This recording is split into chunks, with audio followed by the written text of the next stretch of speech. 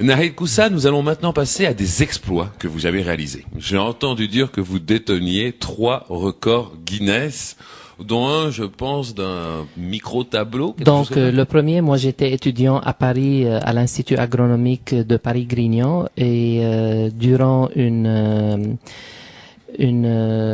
période de classe au laboratoire de microbiologie, j'ai réalisé un aquarelle, un petit tableau artistique en couleur qui a des dimensions moins de 1 mm.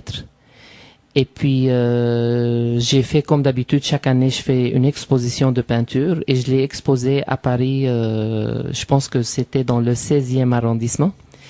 Et puis, à ma grande surprise, que c'était un record enregistré avec un journaliste japonais au Guinness Book.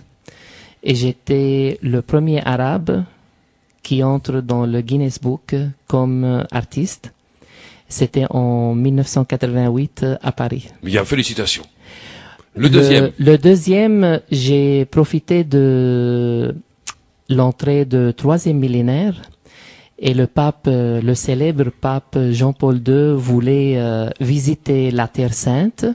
Et comme vous savez, la Syrie fait partie de la Terre Sainte. Et si on lit bien l'Évangile, Jésus est né en Syrie, la grande Syrie à l'époque. Donc j'ai fait un manuscrit de l'Évangile, le plus petit manuscrit de l'Évangile de Saint Marc en langue araméenne et en langue arabe. Incroyable. Sur papier de cigarette qui dépasse pas 1,5 cm. Cette œuvre se trouve au musée du Vatican aujourd'hui et je l'ai donnée au pape à Damas. Incroyable. Le troisième, ça c'était en 2001. Le troisième, j'ai écrit l'hymne national du Canada. J'ai écrit l'hymne national de la Syrie.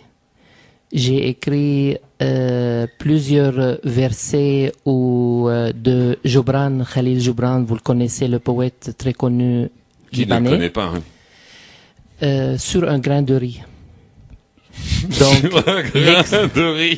l'exploit, c'est le plus long texte sur un grain de riz qui dépasse pas 3,3 mm. Et j'ai fait 15 grains naturels, blancs, non traités, en couleur, qui se trouvent dans les musées partout dans le monde. C'est incroyable, Nahid. Eh bien, merci beaucoup. Et Merci. puis, lorsque vous aurez un prochain record, faites-nous signe. Merci à vous. À bientôt. Merci.